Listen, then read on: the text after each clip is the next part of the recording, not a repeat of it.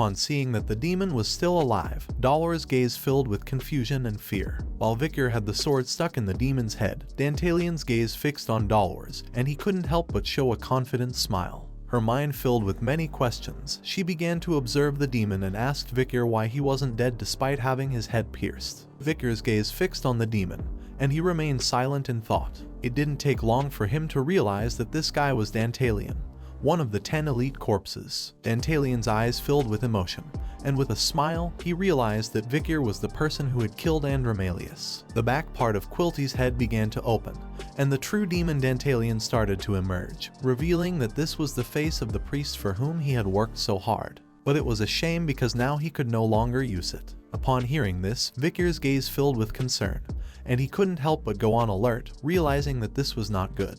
Dantalian, who was now in the body of a woman with white hair, began to emerge from the body of Priest Quilty, and with a smile revealed that he only confiscated faces, being able to collect faces and obtain the memories and vitality of those faces. The demon placed his hand on the shoulder of Quilty's lifeless body, turned his head backward, started staring intently at Vicar, and with an evil smile explained that what he had just killed was an entity called Quilty Rune Indulgentia. He was just one of the many faces the demon possessed, thus Vicar could not kill the true demon until all the faces were destroyed. Vicar, who was thirsty for revenge, jumped, appeared behind the demon and with a murderous look, prepared to attack. He was determined to do what the demon had said and kill all the faces. Upon hearing this, the demon turned around and upon seeing that Vicar was ready to attack, went on alert. And just before he could react, Vicar swung his sword forcefully, stabbing it into the demon's abdomen. But then something happened again.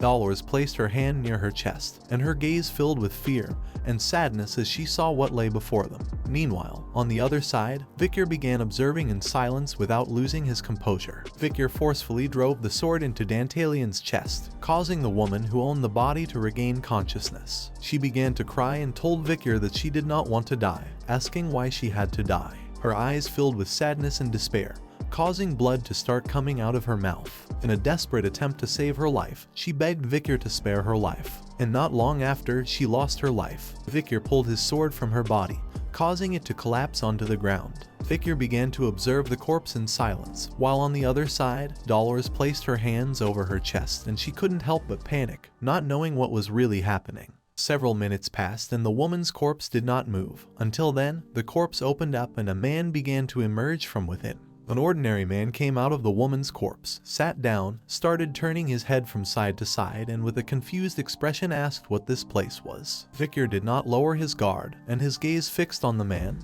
He was ready to attack. The expression of Doares was filled with surprise and confusion. She could not believe that the demon Dantalian had so many faces. The man put his hand on top of his head and with a surprised gaze remembered that he was buying the meat empanada that his daughter liked.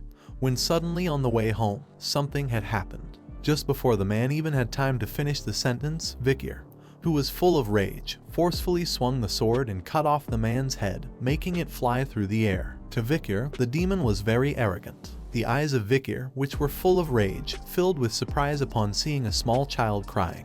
Once the man's corpse fell to the ground, Dantalian re-emerged from within, now taking the form of a child. The child put his hands over his face and began to cry, asking why Vicar was so mean. Vicar clenched his fist tightly and tried to attack the child, but his body would not move. The child started rubbing his eyes with his fists, and, with a sad expression, explained that he had done nothing wrong, asking why Vicar was bullying him. Vicar began to observe the child in silence. The child started crying even more to gain Vicar's trust. But then our boy told the demon that he could stop acting. Vicar began to recall the time when children's faces had appeared on the face of the demon Andromalius. He started showing the powerful blade of Beelzebub's sword to Dantalian and with a gaze full of rage revealed that he was already immune to it thanks to his friend. Seeing that the act wasn't working, the demon took control of the child's body, began gazing at Vicar, and couldn't help but start smiling. The demon began to use his power, causing the child's finger to transform into a spike. With a smile, the demon launched one of his faces toward Vicar, which struck directly against his hand, making the face merge with his wrist. This caught Vicar off guard. He started observing his hand, and his gaze filled with surprise. He didn't know what was happening. With a grin, the demon said that it was a gift. And just before he could finish the sentence, Vicar cut off the child's head with the sword. The child's head flew through the air, but the demon's gaze filled with excitement, causing a confident smile to appear on his face. The child's head began to spin rapidly, causing limbs to start emerging from it. The demon changed shape again. Now he had the body of a young man with gray hair. Using his hands and feet, the demon stopped his moving body. With a demonic gaze, the man began to show his hand, causing the true mouth of the demon Dantalian to appear. Both started looking at Vicar and couldn't help but begin laughing. The power of the demon began to take effect on Vicar's body, making his expression fill with terror. And not long after, he started feeling dizzy and fell to his knees on the ground. Seeing this, Doares couldn't help but worry about him, and with a surprised expression asked if he was okay. The demon began to stand up, and several eyes and mouths appeared on his face. He started showing his palm to Vicar, causing the eye of the true demon to begin shining, revealing that he had planted a face on Vicar, and now he was going to show him the emotions and memories of the face. The face that the demon had planted on Vicar belonged to someone who had suffered from paranoia and schizophrenia, resulting in him ending up killing his precious family. The face that the demon had planted on Vicar began covering half of Vicar's own face. He tried to resist but was unable, causing a smile to appear on half of his face. The demon mocked him by asking how it felt to have the memories of two people colliding in a single body. Vicar's memories and that person's trauma were going to mix, causing his consciousness to begin disappearing. As the demon had mentioned, little by little Vicar's memories began to merge with that person's trauma.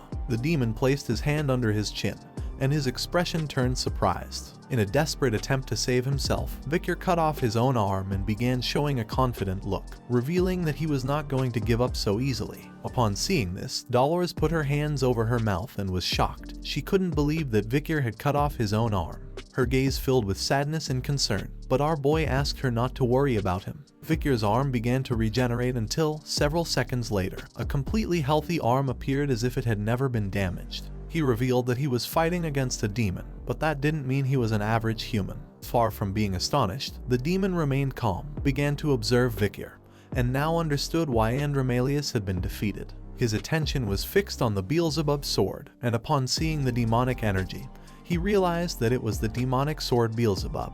Vicar's body was surrounded by an aura of a graduate of the highest degree. An excited smile appeared on the demon's face since our boy was a difficult opponent to face directly. He began to use his power, making more faces appear on his hand. He started pointing at Vicar with his finger and decided to change plans. Seeing this, Vicar adopted a defensive stance, ready to block the attack, while on the other side, Doares was paralyzed with fear. Instead of pointing at Vicar, the demon began to point at Doares, leaving her shocked, not knowing what was going to happen. The demon shot a face toward her. She closed her eyes and prepared to receive the attack. But Vicar was not going to allow this to happen, so using the sword, he deflected the attack without much effort. The demon's fingers transformed into faces. He began observing Vicar and with a smile revealed that he knew he was going to protect the saintess, realizing that he had a weakness right by his side.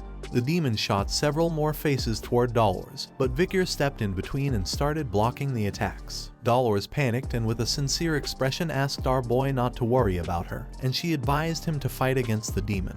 But Vicar stood firm and refused to lose the pillar of the heroes. Hearing this, Doares' eyes filled with surprise, but then she swallowed hard, thinking that she couldn't be a burden to him. The demon launched more attacks again, but Vicar began blocking once more. This fight was cruel and frightening. The Night Bloodhound was fighting alone right now, making her start to wonder if he would also have to fight alone in the future. She filled herself with determination and clasped her hands. She had to strengthen her determination, but she was so afraid that she couldn't stop trembling. She closed her eyes and calmed herself, causing a golden aura to appear around her. She wanted to help the Night Bloodhound at all costs. She prepared to use her power, but just then, one of the faces that had been shot by Dantalian fell near her. She opened her eyes, and her gaze fixed on the face, leaving her stunned. Tears appeared in the eyes of the face, and a familiar voice began to sound. She separated her hands, and her eyes filled with terror as this voice was Quilty's. Fear and panic took control of her, making her start to feel guilty about everything.